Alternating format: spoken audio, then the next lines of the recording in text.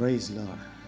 யோவான் 3வது அதிகாரம் 8வது வசனம் எடுத்து பார்ப்போம். காற்றானது தனக்கு இஷ்டமான இடத்திலே வீசுகிறது, அதன் சத்தத்தை கேட்கிறாய், ஆகிலும் அது இன்ன இடத்திலிருந்து வருகிறது என்றும் இன்ன இடத்துக்கு போகிறது என்றும் உனக்கு தெரியாது.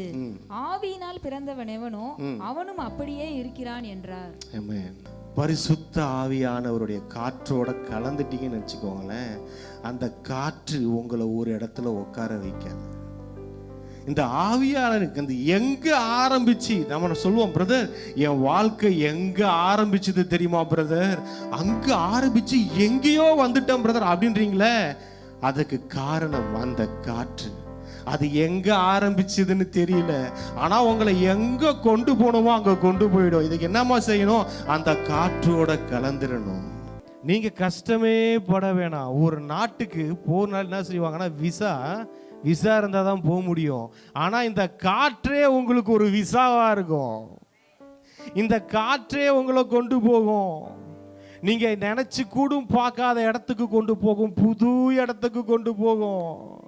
இங்க பாருங்க, அந்த வசனம் சொல்லுது, அது ஆகிலும் அது இன்ன இடத்திலிருந்து வருகிறது என்றும் இன்ன இடத்துக்கு போகிறது என்றும் உனக்கு தெரியாது. ஆவியில் இருக்கிறவன் மனுஷன் வாழ்க்கை எங்க ஆரம்பிச்சு எங்க போகணும் ஒருத்தவனுக்கும் தெரியாது. இந்த பைபிள் எல்லாருடைய வாழ்க்கை அப்படிதான் ஆரம்பிச்சதை பார்த்தீங்கன்னா அற்பமா இருந்தது. ஆனா அந்த காத்தோட சேர்ந்தவன், பரிசுத்த ஆவியானவரோடு சேர்ந்தவன், அவன் அந்த காத்து தூக்கிட்டு போச்சு. எத்தனை பேரு, எத்தனை சாட்சிகள், மேகம் போன்ற திரளான சாட்சிகள் நமக்கு இருக்கு. ஆபிரகாம் எங்க ஆரம்பிச்சாரு, இன்னைக்கு இந்த ஆபிரகாம் அந்த காத்து தூக்கிட்டு சுமந்துகிட்டு இருக்கு. திருச்சபையல்ல ஆபிரகாமை பத்தி பேசிக்கிட்டு இருக்கிறோம். மோசே எங்க இருந்தாரு, அவர் எங்க இருந்து அந்த காற்று எங்க தூக்கிட்டு போச்சு. யோசேப்பு எங்க இருந்தாரு. இந்த காத்து விடாதுங்க, இந்த காற்று விடாது, யாரையும் விடாது. ஒன்னே ஒண்ணு, இந்த காத்துல கலந்த தூசி மாதிரி ஆயிடணும். ஐயா கலந்துடுறையா, அப்படியே பறந்துருவீங்க. இருக்கிற இடத்துல இருந்து ஒரே ஜம்பு தான். வாழ்க்கை ஒரே மாதிரி இருக்க போறது இல்லை, வேற மாதிரி மாறிடும். அந்த காற்று என்னமா செய்யுமா, தனக்கு இஷ்டமான இடத்துல உங்களை வீச செய்யும். தனக்கு பிடிச்ச இடங்களை பாருங்க. எனக்கு பிடிச்ச இடம் ஒண்ணு, இந்த காற்றுக்கு பிடிச்ச இடம் அது எப்படி இருக்கும் பார்த்துக்கோங்க. மனுஷன் ஏன் அறிவுக்கும் ஏன் ஞானத்துக்கும் சில இடங்கள் பிடிக்கும், ஆனா இந்த கடவுளுக்கு பிடிச்ச இடம் இருக்குல்ல, அது அதை விட பெஸ்டா இருக்கும். நம்ம நினைச்சுக்கிறோம், நான் நினைக்கிறது தான் நல்லா இருக்கும், நான் நினைக்கிறது தான் அழகா இருக்கும், நான் நினைக்கிற வாழ்க்கை தான் பியூட்டிஃபுல்லா இருக்கும். அப்படி இல்லை, ஆண்டு என்ன நினைக்கிறாரு, எப்பா நீ நினைக்கிற மாதிரி இல்லப்பா, உன்னை நான் நினைக்கிற மாதிரி கொண்டு போறேன். உங்களை பத்தி யாரு நல்லதா யாரு புரிந்து கொள்ளணுமோ அவங்க புரிந்துகிட்டா போதுங்க. ஏன்னா இவங்க புரிஞ்சிக்கல, அவங்க புரிஞ்சிக்கல, இவங்க என்ன அண்டர்ஸ்டாண்ட் பண்ணிக்கல பிரதர் அப்படிலாம் நினைக்காதீங்க. ஒரே ஒருத்தவன் நினைச்சா போதும், 1000 பேர் உங்களை நினைச்சு பார்க்கணும்னு அவசியமே இல்லை. யார் உங்களை நினைக்கணுமோ அவங்கள நினைக்க வச்சு உங்களை ஆண்டவர் உயர்த்திடுவாரு. ஆனா நம்ம என்ன நினைக்கிறோம், நம்ம இவங்கள, அவர் சொன்னார் பாத்தீங்களா, அவர் சொல்லுவார் அந்த இவர்கிட்ட இந்த தரிசனம் சொன்னதுக்கு அப்புறம் இங்க பாருங்களேன், 40வது அதிகாரம் 15வது வசனத்துல ஒருத்தவனுக்கு தரிசனத்தை சொல்லி அவனை காப்பாத்தி விட்டுருவாரு.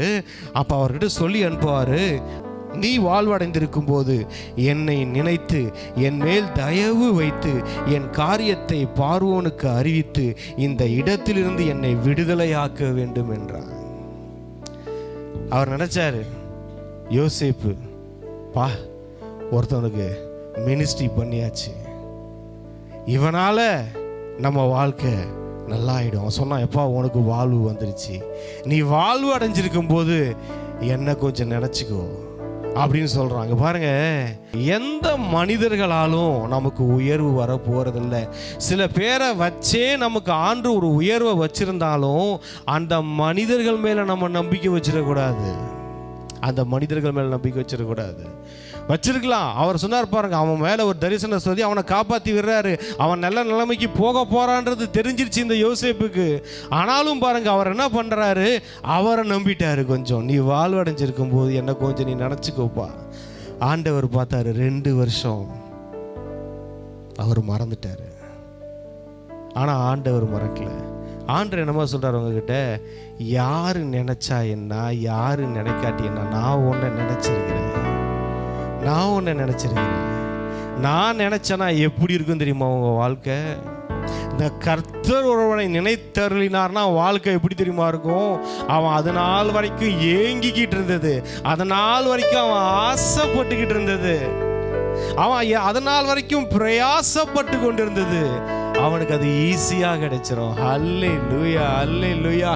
யாரு நல்லா இருக்கிறனால நம்ம நல்லா இருக்க போறது இல்லைங்க. யாரு வாழ்வடைந்து இருக்கிறதுனால நம்ம நல்லா இருக்க போறது இல்ல. நமக்குள்ள இயேசு வாழ்ந்து கொண்டிருப்பதனால் நாம் நல்லா இருக்க போறோம். அவங்க நல்லா இருக்கிறாங்க, என் சொந்தத்துல என் ஃப்ரெண்ட்ஸ் நல்லா இருக்கிறாங்க, அதனால நான் நல்லா இருப்போனா? கிடையாது. நம்மளை வாழ வைக்கிறவர் அவர். அவரை உள்ள எந்த அளவுக்கு வாழ வைக்கிறோமோ நம்ம அந்த அளவுக்கு வாழுவோம். அல்லேலூயா. ஆண்டவர் எனக்கு உங்களை எல்லாத்துக்கிட்டையும் சொல்ல ஒரு வார்த்தை என்ன தெரியுங்களா? யோசேப்போட வாழ்க்கையில எல்லா சூழ்நிலையிலும் அவனுக்கு ஒரு விஷயம் இருந்திருக்கும். என்ன தெரியுமா? அடுத்தது என்ன நடக்கும், என் லைஃப்ல என்ன நடக்கும்? அவர் சொன்னார்ல, ஆசீர்வாதம் வந்துச்சு, வாக்குத்தத்தம் வந்துச்சு, அழைப்பு வந்துச்சு, எல்லாம் வந்துச்சு. ஆனா அதுக்கு எதிராக தான் இல்லாம நடக்குது. ஒண்ணு கூட வாக்குத்தத்தம் நிறைவேற மாதிரியே நடக்கல. ஒரு மனுஷனை பார்க்கறையா, ஒரு மனுஷன் என் மேல இருக்கிற வாக்குத்தத்தத்துக்கு ஏத்த மாதிரி ஒருத்தவன் கிடைப்பானான்னு பார்த்தேன், கடைசி வரைக்கும் கிடைக்கல. சூழ்நிலைகள்லாம் இப்படி இருக்குது, எல்லாமே அகைன்ஸ்டா தான் இருக்குது. ஆனா அவன் லைஃப்ல நினைச்சிருப்பான், என்ன நடக்கும்? போனேன், தகப்பன் வீட்டிலேருந்து துரத்தப்பட்டுட்டேன், அது அடுத்தது போறேன், என்னை சட்டையை உருவுறாங்க, குழிக்குள்ள போடுறாங்க, ஐயோ குழியிலேருந்து எடுக்கிறாங்க, அடுத்தது என்ன நடக்கும்? ஐயோ விற்கப்படுகிறேன், ஐயா அடுத்தது என்ன நடக்கும்? ஐயா விற்று இன்னொரு இடத்துக்கு போறையா, அடுத்தது என்ன நடக்கும்? அங்கே என் மேலே வீண் பழி சுமத்துறாங்க, ஐயா அடுத்தது என்ன நடக்கும்? ஐயா சிறைச்சாலைக்கு போறையா, அடுத்தது என்ன நடக்கும்? சொல்றார் ஆண்டவர், சம்பவிக்க போறது என்றால் நீங்க எல்லாருடைய தலையை ஆண்டவர் உயர்த்த போகிறார். அல்லேலூயா. நெக்ஸ்ட் அதுதான் நடக்குது. உங்க சூழ்நிலைகள், சில காரியங்கள்லாம் நீங்க கடந்து வந்திருக்கலாம். ஆனா ஆண்டவர் என்னமா செய்யறாரு, நீங்க இந்த கிறிஸ்துவை உங்களுக்குள்ள வாழ வைக்கும் போது ஆண்டவர் உங்க சூழ்நிலைகள் எல்லாமே இருக்குங்க, ஒரு மாதிரி நெகட்டிவாவே இருக்கும். ஆனா வசனம் என்ன தெரியுமா சொல்லுது? இப்ப நீங்க படிச்சுக்கிட்டே கர்த்தர் யோசேப்போடு கூட இருந்தார். அல்லேலூயா. அதுதான் விஷயம். இந்த காரியங்கள் எதுவும் அவனை பாதிக்கல. இங்க பாருங்க, சுத்தி நடக்கிறது 1000 நடந்தாலும் உங்க மேல இருக்கிற அழைப்புல ஒரு துளிய கூட அது திருட முடியாது. உங்க மேல இருக்கிற அபிஷேகத்தை, உங்க ஆசீர்வாதத்தை எந்த பயனாலும் திருட முடியாது. உலகத்தில் இருக்கிற அத்தனை பிசாசும் சேர்ந்து உங்க ஒரே ஒரு ஆளுக்கு விரோதமா வந்தா கூட முடியாது. லூசிஃபரே இறங்கி வந்து அவன் பரமசேனை, அவன் டோட்டல் சேனையை கூட்டிக்கிட்டு உங்க ஒரே ஒரு ஆளுக்கு முன்னாடி வந்தாலும் வேலைக்கு ஆகாது. ஏன்னா உள்ள யார் இருக்கிறா? உள்ள ஆண்டவர் இருக்கிறார். ஆண்டவர் சொன்னாரு, உங்க எல்லாரோட லைஃப்ல அவங்க அடுத்தது என்னன்னு தான் கேட்டுட்டு இருக்காங்க.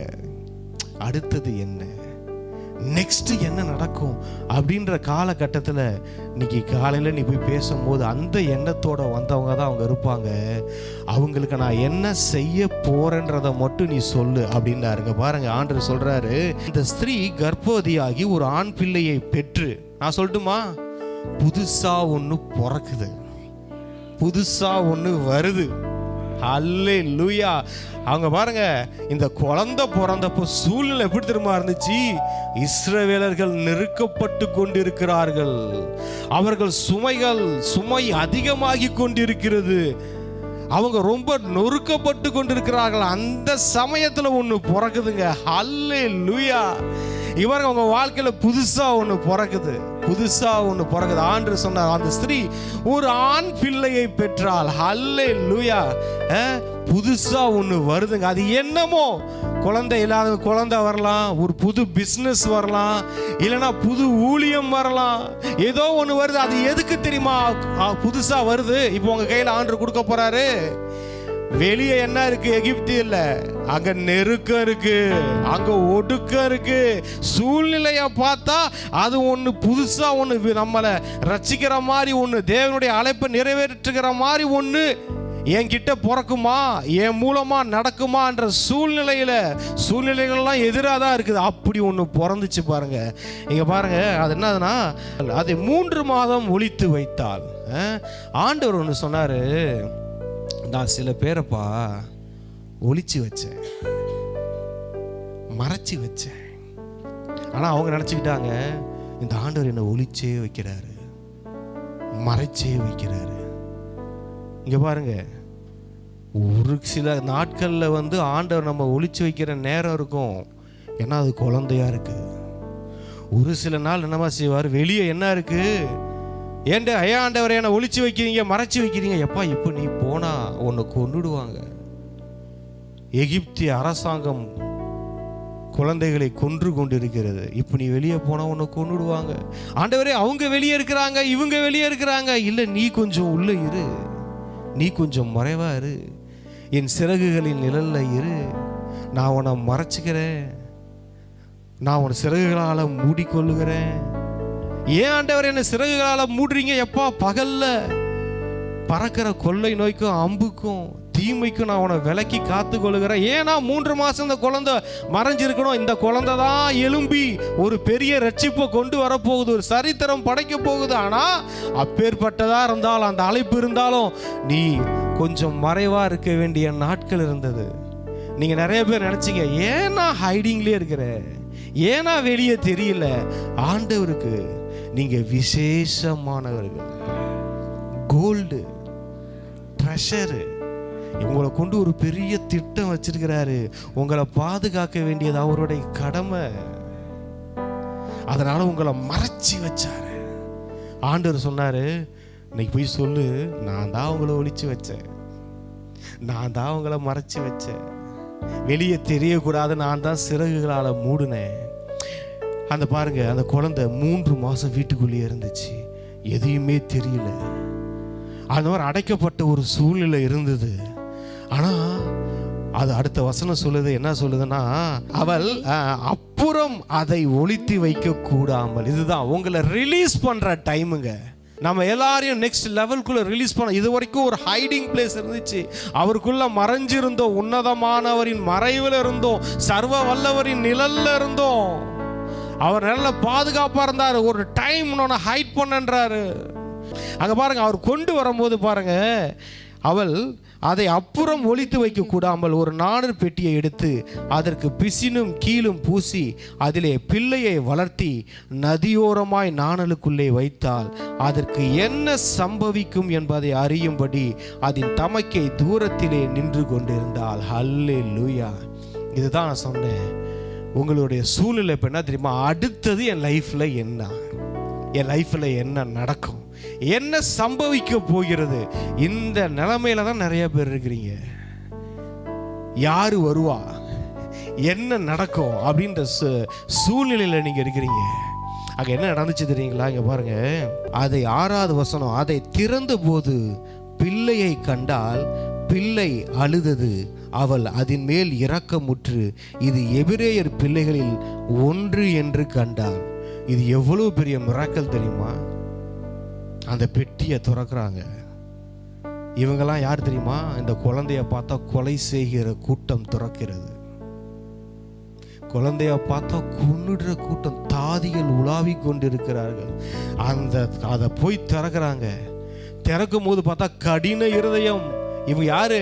எகிப்து ஸ்திரீகள். அவ ராஜாத்தி, அவ திறக்கிறா. அவ திறந்து பார்த்த உடனே அடுத்த நிமிஷம் என்ன ஆகும்? கொன்னு போட வேண்டிய சூழ்நிலை தான். ஆனா வசனம் சொல்ற, அந்த குழந்தை அழுதுச்சா, அவள் மேல் இரக்கம் முட்டு. நான் சொல்லட்டுமா, உங்களை தீர்த்து கட்டணும்னு நினைச்சுக்கிட்டு இருந்தவங்களே உங்க மேல இரக்கம் வருங்க. உங்களை பகைச்சவங்களே உங்க மேல இரக்கம் பாராட்டுகிற நாட்கள் வருகிறது. அது அந்த மாதிரி ஆண்டவர் இருதயத்தை மாற்ற, அதான் சொன்னாரு, இது வரைக்கும் உங்களை எதிரியா இருந்தாங்களே அவங்களா நண்பர்களாய் மாறுவார்கள். எவன் உன்னை கொலை செய்யணும்னு நினைச்சால, எவன் உங்க வாழ்க்கையை முடிச்சு கட்டணும்னு நினைச்சாங்களே அவங்களே வந்து உங்களுக்கு உதவி செய்வார்கள். அல்லேலூயா. இங்க பாருங்க, இப்ப அந்த குழந்தை எடுத்தாச்சு, அவளுக்கு இரக்கம் வந்துச்சு.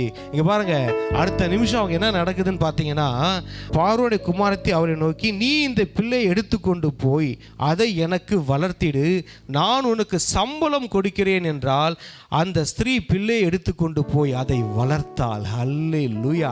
உங்க மேலே இருக்கிற அழைப்புக்கு, உங்க மேலே இருக்கிற அபிஷேகத்துக்கு ராஜாக்கள் ராஜகுமாரத்திகள் வருவார்கள் உதவி செய்ய. அல்லேலூயா. உங்களுடைய பிஸ்னஸ்க்கு ராஜாக்கள் வருவார்கள், ராஜகுமாரத்திகள் வருவாங்க. யார் தெரியுமா? ராஜகுமாரத்தி வந்து அவ வந்து ஹெல்ப் பண்ணா. இப்போ இருக்கீங்களே, இப்போ இருக்கிற சூழ்நிலையில் என்ன நடக்கும்ன்றது ஒரு பெரிய தேவை இருக்குன்னு சொல்றீங்களே, உங்க அழைப்பை காப்பாற்ற ஆண்டவர் என்ன செய்வார்? ராஜாக்கள் வருவார்கள், ராஜகுமாரத்திகள் வருவாங்க. கல்யாணம் ஆகாம யாராவது பெண் இருக்கீங்களா? அவங்களுக்கு ராஜகுமாரர்கள் வருவார்கள். பசங்களுக்கு ராஜகுமாரத்திகள் வருவார்கள். உங்க வாழ்க்கையில நீங்க பார்க்க போறீங்க ராஜகுமாரர்களை, ராஜகுமாரத்திகளின் உதவி வருகிறது. இந்த அரசாங்கம் நமக்கு உதவி செய்யும். நம்மளை எதிர்த்து கொண்டிருக்கிற அது அரசாங்கமோ, யாரோ அழிக்க நினைக்கிற கூட்டமோ, அவங்களே திருச்சபைகளுக்கு உதவி செய்கிற காலம் வருகிறது. இங்க பாருங்க, இந்த மாதிரி ஒரு அழைப்பு நம்ம மேலே வச்சிருக்கிற ஒரு காரியம் அது ஃபுல்ஃபில் ஆகும் போது பாருங்களேன், உபாகமம் கடைசி வசனம் பார்ப்போம். 10வது வசனத்தை நான் படிக்கிறேன். மோசே எகிப்து தேசத்திலே பார்வோனுக்கும் அவனுடைய எல்லா ஊழியக்காரருக்கும் அவனுடைய தேசம் அனைத்திற்கும் செய்யும்படி கர்த்தர் அவனை அனுப்பி செய்வித்த சகல அடையாளங்களையும் அற்புதங்களையும் அவன் இஸ்ரவேல் எல்லாருக்கும் பிரத்யட்சமாய் செய்த சகல வல்லமையான கிரியைகளையும் மகா பயங்கரமான செய்கைகளையும் பார்த்தால் கர்த்தர் முகமுகமாய் அறிந்த மோசேயைப் போல ஒரு தீர்க்கதரிசியும் இஸ்ரவேலில் அப்புறம் எழும்பினதில்லை என்று விளங்கும். நான் சொல்லட்டுமா? இது உங்க எல்லாருக்கும் நான் சொல்றேன். உங்க மேல இருக்கிற அழைப்பு நிறைவேறும் போது அது மோசேக்கு மாத்திரம் அல்ல, நம்ம எல்லாருக்கும் சொல்றேன். அது அப்ப பாருங்க, அதுக்கப்புறம் எலும்புல எழுதி வச்சாங்களே, அதுக்கப்புறம் ஜீசஸ் வந்தாரு. அவரை விட பெரியவர் தானே. இப்ப அந்த ஜீசஸ் எங்க இருக்கிறாரு? நமக்குள்ள இருக்கிறாரு. அப்ப நம்ம யாரு? ஹல்லேலூயா. பிரியமானவர்களே, நம்ம அழைப்பை நம்ம நிறைவேற்றி முடிக்கும் போது எப்படி தெரியுமா இருக்கும்? அவங்கவங்க பேரை போட்டு படிங்க. அந்த 10வது வருஷம் உபாகமம் 34:10.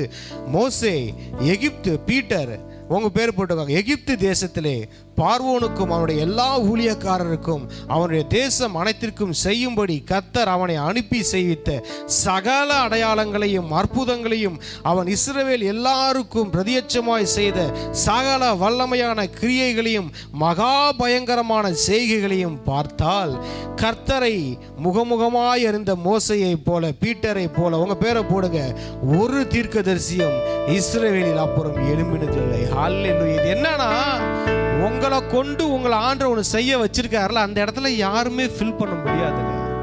உங்களை வச்சு தான் செய்ய முடியும். நீங்க தான் அதை பர்ஃபெக்டா செய்ய முடியும், சக்சஸ்ஃபுல்லா செய்ய முடியும். அதனால தான் இதை உங்ககிட்ட கொடுத்துருக்கிறாரு.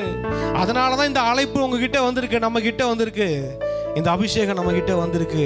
நம்ம இந்த அழைப்பை முடிக்கும் போது ஒண்ணு, ஆண்டவரோட வாழ்ற வாழ்க்கை, உலகத்தோட வாழ்ற வாழ்க்கை இல்லை, தேவனோடு வாழ்கிற வாழ்க்கை தான் நம்ம வாழ்க்கையில வெற்றியை கொண்டு வரும். ஆண்டவரோட உறவுல இருக்கிற வாழ்க்கை, அவனுடைய வார்த்தையில வாழ்ற வாழ்க்கை தான் வெற்றியை கொண்டு வரும். அது இல்லாம நம்ம சுயமா ஒரு ஸ்டெப்பு கூட எடுத்து வைக்க முடியாது பாருங்க. ஸோ இங்க பாருங்க, ஒன்று தான் நான் சொல்றேன். உங்கள் லைஃப்பில் அடுத்து என்ன சம்பவிக்கும்னு நினைக்கிறீங்களே, அடுத்தது என்ன நடக்கும்? ரொம்ப நாள் கொஞ்சம் ஹைடிங்கில் இருந்துட்டேன் பிரதர், கொஞ்ச நாள் குழியில் கிடந்தேன் பிரதர், கொஞ்ச நாள் என்னெல்லாம் ஒளிச்சு வைக்கப்பட்ட மாதிரி இருந்துச்சு பிரதர், கொஞ்ச நாள் அன்னோன் பர்சனாக இருந்தேன் பிரதர், அப்படி சொல்கிறீங்களே, ஆண்டவர் உங்களை உயர்த்துகிற காலம் இது. எல்லாம் பார்த்து ஆச்சரியப்படுற மாதிரி, இது வரைக்கும் இப்படி ஒரு வாழ்க்கை இவங்க யாரும் வாழ்ந்ததே இல்லைப்பா அப்படின்ற மாதிரி உங்களை வாழ வைப்பார் ஆண்டவர். வித்தியாசமா வாழ வைப்பார், வினோதமா வாழ வைப்பார். சீரும் சிறப்புமா வாழ்வீங்க. ஒன்னே ஒன்று, உங்கள் மேலே உங்களுக்குள்ளே இருக்கிற பெஸ்ட்டை நீங்கள் பார்த்துருங்க. உங்களுக்குள்ள என்ன பெஸ்ட் இருக்கு, உங்களுக்குள்ள ஆண்டவர் என்ன வச்சிருக்கிறாரு. உங்களுக்குள்ள இருக்கிறது தான் உங்களை உயர்த்தும், வெளியிருந்து வரதில்லை. உங்களுக்குள்ள இருக்கிற ஆவியானவரை, உங்க மேல இருக்கிற அழைப்பை அதை ஃபோக்கஸ் பண்ண ஆரம்பிச்சிருங்க. வெளியே இருக்கிற எந்த காரியம், ஐயோ இந்த ஊழியத்தை நான் ஆரம்பிக்கும் போது வெளியே என்ன நடக்குது தெரியுமா? வெளியே ஒரு கொலை செய்து கொண்டு இருக்கிறார்கள், வெளியே அழிக்கிறதுக்கு ஒரு கூட்டம் இருக்கு, அரசாங்கம் வேற மாதிரி இருக்கு, எதுவுமே இல்லை. அரசாங்கத்தையே மாற்றுகிறவர்கள் வேதாகமத்தில் வந்தார்கள். ராஜாக்களை தள்ளி அவர் ராஜாக்களை ஏற்படுத்தின தெய்வம். அதான் இசைக்கண்ண சொன்னார், ஒரே ஒரு மனுஷனுக்காக கடல்ல ஆண்டவர் சுனாமியை வர வச்சாரா. ஆண்டவர் ஒரே ஒரு மனுஷனுக்காக வேதத்துல என்னென்ன செஞ்சாருன்னு பார்க்கிறோம். ஒரே ஒரு மனுஷன் உண்மையாய் அவரை விசுவாசித்தால், அவரை நம்பினார், அவர் என்னென்ன பண்ணார்? வானத்தின் சத்துவங்களை அசைக்கிற தெய்வம், சூரியனை உன் அழைப்புக்காக, நம் மேல் இருக்கிற அபிஷேகத்துக்காக சூரியனையே நிற்க வைத்த தெய்வம். நெருப்புல போய் விழுந்தாலும் அது வாட கூட நம்ம மேல அடிக்காம பார்த்து கொள்ளுகிற தெய்வம். சிங்க கூட்டத்துக்குள்ள விழுந்தாலும் சிங்கம் நம்மளை பார்த்து அது பயந்து, சிங்கம் ஒரு சிங்கம் இல்லைங்க, உள்ள சிங்க கூட்டமே இருக்குங்க. உங்க அழைப்பை பார்த்து பயப்படுங்க, உங்க மேல இருக்கிற அபிஷேகத்தை பார்த்து பயப்படும். இந்த உலகம் பயப்படும், நம்ம தான் உலகத்தை பார்த்து பயந்துகிட்டு இருக்கோம். ஐயோ அடடா, ஒரு அடி வச்சா காத்தடிக்குது, எதிர்காற்றெல்லாம் பலத்த காற்றா மாறுது. ஐயோ என்னடா இப்ப இருக்கிற அக்கினியை விட 7 மடங்கு அதிகமாக்கிட்டாங்க.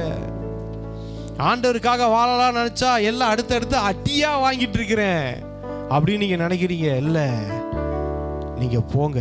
நீங்க போகும்போது உலகத்துல என்ன இருந்தாலும் அதை பார்த்து கவலையே படாதீங்க. உள்ளுக்குள்ள இருக்கிறவரை பாருங்க. உலகத்துல 1000 இருக்கும், நம்ம யாரை பார்க்க அழைக்கப்பட்டவர்கள்? ஆண்டவரை பார்க்க அழைக்கப்பட்டவங்க. இந்த முன்னாடி மிரட்டுறது உருட்டுறது எல்லாமே என்னமா செய்யும்? நம்ம மேல இருக்கிற அழைப்பை பார்த்து அது பயப்படும், நடுங்கும். ஏசப்பா வந்தவனும் சொல்லிச்சு, தாவீதின் குமாரனே நீ ஏன்பா இங்க வந்த? நாங்க ஓடுறோன்னு ஓடிச்சு. அந்த மாதிரி தான் உங்களுக்குள்ள ஆண்டவரை நம்ம வாழ வைக்கும் போது, நம்ம லைஃப்ல ஏதாவது தரித்திரம் இருக்குமானா, ஏதாவது சாபம் இருக்குமானா அது ஓடிடும். இருக்கிறதுக்கு அதுக்கு வாய்ப்பே இல்லை, அதிகாரமே கிடையாது, அதுக்கு வந்து ரைட்ஸே கிடையாது, அதுக்கு அதிகாரம் அத்தாரிட்டியே கிடையாது. நம்ம அத்தாரிட்டி ஏதாவது கொடுத்தாதான், நுழைவு சீட்டு ஏதாவது நம்ம கொடுத்தாதான் அது வரத்துக்கு வாய்ப்பு இருக்கு. அது மீறி அது நம்ம வாழ்க்கையில என்ட்ராகிறதுக்கு அதுக்கு ரைட்ஸே இல்லை, அது வர முடியாது. நம்ம மேல இருக்கிற அழைப்பை பார்த்து உலகம் பயப்படுது, சாத்தான் பயப்படுறான். வேதத்துல பார்க்குற எல்லா மனிதர்களுக்கும், பவுல் எடுத்துக்கோங்க, அவர் ஒரு ஊழியத்தை எடுத்து போனப்போ எவ்வளவு நெருக்கம், அவர் எவ்வளவு வந்து சஃபர் பண்ணதை பார்க்குறோம். ஆனால் சக்சஸ், அவர் வெளியே இருந்தது எதையுமே பார்க்கல. அதுதான் ஒரே ஒரு விஷயம், வெளியே என்ன நடக்குதுன்னு பார்க்காதீங்க. ஏன் உங்கள் வாழ்க்கையிலே ஏதாவது நடந்தாலும் அதை பார்க்காதீங்க. அதை பார்க்கறதுக்கு நம்ம அழைக்கப்பட்டவர்களே கிடையாது. அதான் விஷயம். நான் எதுவுமே நடக்காதுன்னு சொல்லலை, ஆனால் எது இருந்தாலும் அதை நான் பார்க்க மாட்டேன்னு தான் நான் சொல்கிறேன்.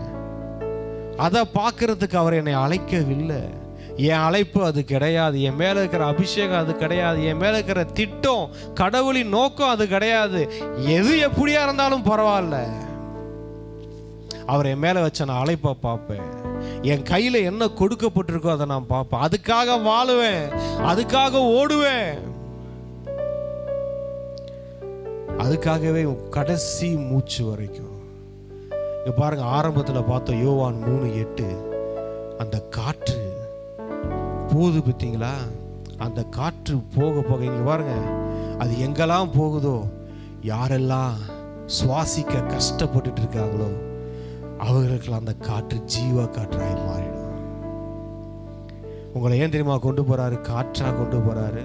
இன்னைக்கு இந்த உலகம் அழிந்து கொண்டு இருக்கிறது.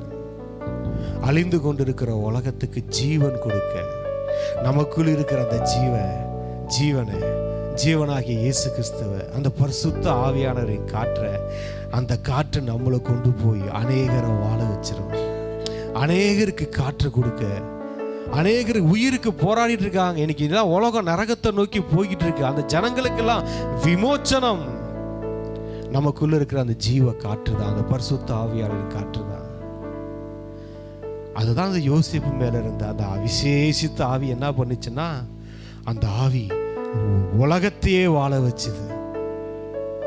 அந்த மனுஷன் மேல இருந்த காற்று, அந்த ஆவியானவரின் காற்று, அந்த காற்றை பார்த்து ஓடி வந்தாங்கப்பா. அந்த காற்றுனால நடந்த அந்த நன்மையை பார்த்து உலகத்தில் இருக்கிற அத்தனை பேரும் ஓடி வந்தாங்க.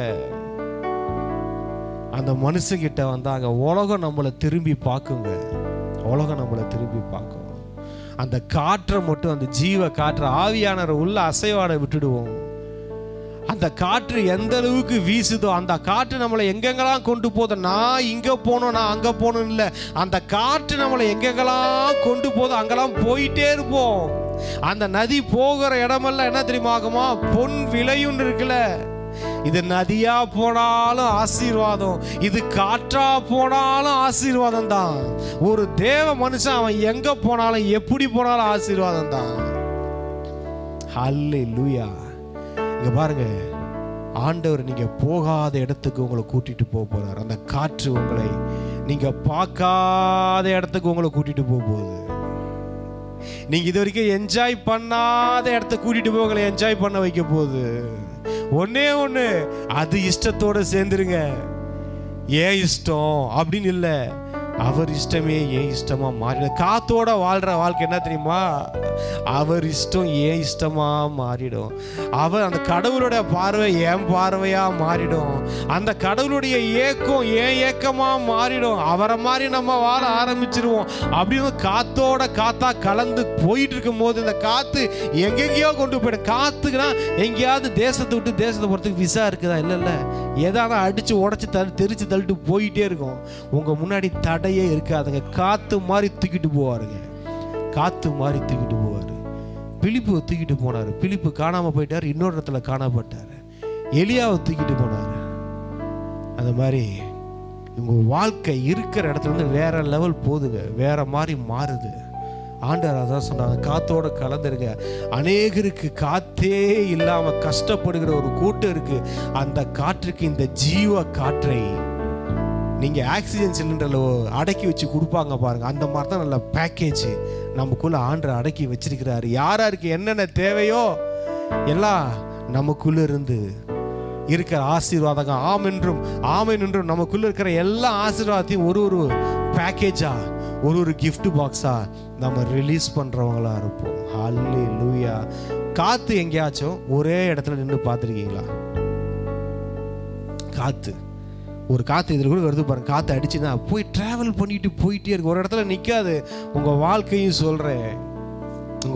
சொல்கிறேன் பிரதர், ஒரே இடத்துல நின்ன மாதிரி இல்லை. அந்த காற்றோடு சேர்ந்து வாழுங்க. அந்த காற்று உங்களை தூக்கிட்டு போயிடும்.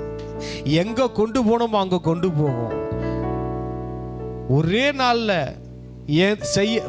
ஒரு நாளில் செய்ய முடியாத, போக முடியாத டிஸ்டன்ஸ் கூட போயிடும். இந்த காற்றோட ஸ்பீடில் சேர்ந்துட்டீங்கன்னா உங்க ஸ்பீடு இல்லை, நம்ம ஸ்பீடு 10 கிலோமீட்டர் ஸ்பீடு ஓடனா, இல்லை 20 கிலோமீட்டரு. ஆனால் அதுவும் எவ்வளோ தூரம் ஓடுவோம், டயர்டாயிடுவோம். இந்த காற்றோடு சேர்ந்துட்டீங்கன்னு வச்சுக்கோங்களேன், இந்த காற்று அது ஸ்பீடில் உங்களை தூக்கிட்டு போகும், அது வேகத்தில் போகும். கடவுளின் வேகம் இந்த காற்றுல இருக்கு. அவ்வளோ ஸ்பீடில் டயர்ட் ஆகாது, டயர்டே ஆக மாட்டீங்க. ஒரு வசனம் இருக்குல்ல, ஓடினாலும் இளைப்படையா இருங்க. என்னங்க டயர்டே ஆக மாட்டேங்கிறீங்க, இவ்வளோ நல்லா இதாக இருக்கீங்க, எனர்ஜியாக இருக்கீங்க, என்னங்க விஷயம்? உள்ள வேற எனர்ஜி இருக்குங்க. என்ன எனர்ஜிங்க? ஏதாவது ட்ரிங்க்ஸ் ஏதாவது சாப்பிட்றீங்களா அப்படிங்க? இல்லைங்க, இது ஹோலி ஸ்பிரிட் எனர்ஜி. உள்ள வீசுற அந்த காத்தோட எனர்ஜி. ஹல்லேலூயா. பேதுரு நடந்தப்ப அந்த பலத்த காற்று, அங்க பலத்த தெய்வமும் இருந்தாரு இல்லையா? பலத்த காற்று இருந்தது, பலத்த தெய்வம். ஏதோ பார்க்க போறீங்க? உங்க சாய்ஸ் தான், நம்ம சாய்ஸ் தான். பலத்த காற்று இருந்தது, ஜீசஸ் பலத்த காற்றை பார்க்கல, அது ஒரு பொருட்டாவே என்னல. அவருக்கு ஒரு பிரச்சனை இல்லைங்க, அது பாட்டம் வீசிக்கிட்டு இருக்கட்டும், அது பாட்டம் கடல் பொங்கிட்டு இருக்கட்டும், அவரை டிஸ்டர்ப் பண்ணல. அவர் வேற ரெல்ம்ல இருந்தாரு. அதெல்லாம் வீசினா கூட அவருக்கு டிஸ்டர்பன்ஸாவே தெரியல. அவர் பாட்டு நடந்து வந்துகிட்டு இருக்கிறாரு. நம்ம பேதுரு நடந்தா பார்த்தீங்களா, அந்த ரெல்ம் கூட இல்லைங்க, கடவுளுடைய ரெல்ம்ல நம்ம வரணும். பயந்து பயந்து நடக்கிற ரெல்ம் இல்லை, அந்த வாழ்க்கை இல்லை. விழுந்து விழுந்து எழும்புகிற வாழ்க்கை இல்லை. கடவுள் அதெல்லாம் ஒரு பொருட்டாவே நினைக்கல பார்த்தீங்களா, அது கடவுளை டிஸ்டர்பன்ஸே பண்ணலை பார்த்தீங்களா, அந்த ரெல்முக்கு உங்களை கொண்டு போக போறாரு ஆண்டவர். பாம்பு கொத்திச்சு உதறிட்டு நெருப்புல போட்டாரு, வீக்கம் கண்டு சாக போறான்னாங்க, அவர் பாட்டும் ஜாலியாக உட்காந்துட்டு இருக்கிறாரு. அந்த ரெல்மு சொல்றேன். உலகத்துக்கு நடக்கிறது தீங்கு நமக்கு நடக்காது. எகிப்தியருக்கு வந்த எந்த வியாதியும் நமக்கு வர விட